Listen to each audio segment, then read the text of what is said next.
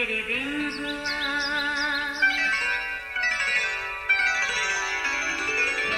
نیا پھر دن ہوا، پرانی رات کا کرے سو شکر ہم خدا کی ذات کا، خدا کی ذات کا نیا پھر دن ہوا۔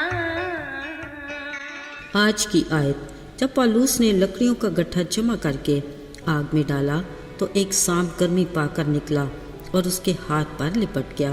اعمال 28 باب اس کی 3 آیت۔ عزیزو، ایک کسان کھیتوں میں اپنے کام میں مصروف تھا کہ اچانک اس کی نظر ایک سانپ پر پڑی۔ وہ ادموا سردی سے ٹھٹھرا پڑا تھا۔ کسان نے اس سانپ کو اس حالت میں دیکھا تو اس پر ترس آیا۔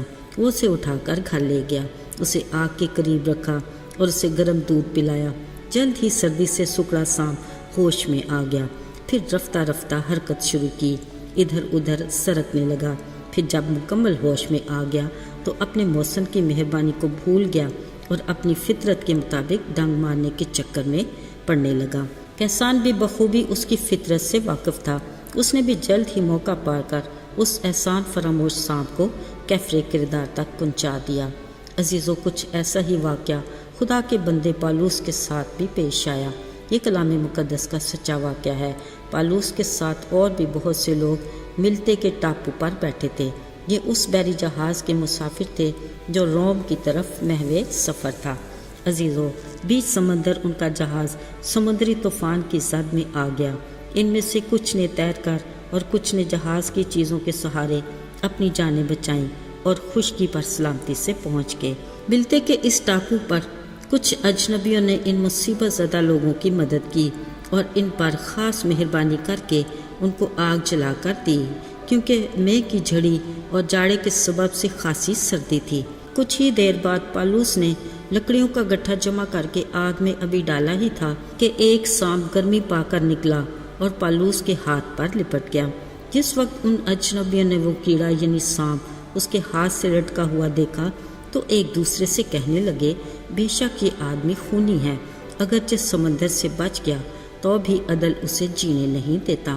پس اس نے سانپ کو آگ میں جھٹک دیا اور اسے کچھ ضرر نہ پہنچا، مگر وہ لوگ منتظر تھے کہ اس کا بدن سوج جائے گا اور یہ مر کر اچانک گر پڑے گا۔ لیکن جب دیر تک انتظار کیا اور دیکھا کہ اس کو کچھ ضرر نہیں پہنچا تو خیال کر کے کہا، یہ تو کوئی دیوتا ہے۔ بلا شبہ یہ ان سب کے لیے حیرت کی بات تھی۔ سانپ کی ڈنگ مارنے کی فطرت سے سبھی واقف تھے، مگر یہاں زندہ خدا کی قدرت سے سانپ کی فطرت بھی بدل گئی اور اس نے خدا کے بندے پالوس کو کچھ ضرر نہ پہنچایا، جو ان سب کے لیے ایک گواہی تھی۔ یاد رہے، ہماری دعائیں وقت اور حالات اور ہماری ضروریات کے مطابق بدلتی رہتی ہیں۔